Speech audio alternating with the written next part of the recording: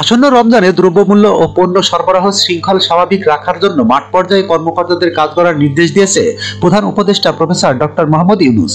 সোমবার 30 ডিসেম্বর প্রধান উপদেষ্টার কার্যালয় থেকে এক ভিডিও কনফারেন্সের মাধ্যমে 4টি বিভাগের 31টি জেলার কর্মকর্তাদের সঙ্গে আলোচনায় যুক্ত হয়ে তিনি এর নির্দেশনা দেন।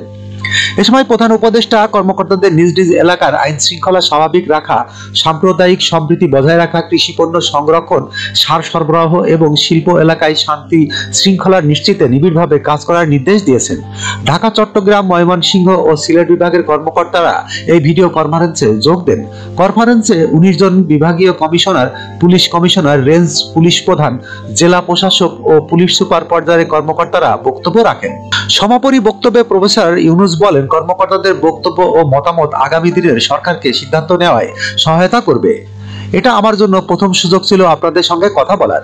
অনেক কিছু শিখলাম, অনেক বিষয় নিজেকে অবহিত করলাম। এটা আমার কাছে সহায়ক হবে। তিনি বলেন, সামনে রমজান আসছে। রমজানকে কেন্দ্র করে বাজার মূল্যের দিকে আপনারা বিশেষভাবে নজর রাখবেন। শুধু বাজার মূল্য নয়, জিনিসপত্র আনা নেওয়া আরো কিভাবে সহজ করা যায় সে বিষয়েও কাজ করবেন। প্রধান উপদেষ্টা বলেন, সংস্কারের লক্ষ্যে সরকার যে 15টি কমিশন গঠন করেছে তার মধ্যে বেশ কয়েকটি কমিশন খুব শীঘ্রই তাদের রিপোর্ট দেবে।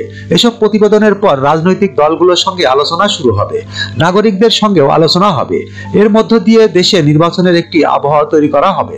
রিপোর্টের প্রতিক্রিয়া কি হবে সে বিষয়ে সচেতন থাকার জন্য মাঠ পর্যায়ের কর্মকর্তাদের নির্দেশ দেন ডক্টর ইউনূস, যাতে করে শান্তিপূর্ণভাবে সংস্কার কাজ সম্পূর্ণ করা হয়।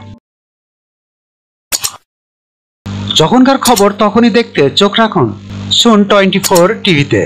চ্যানেলটি সাবস্ক্রাইব করুন।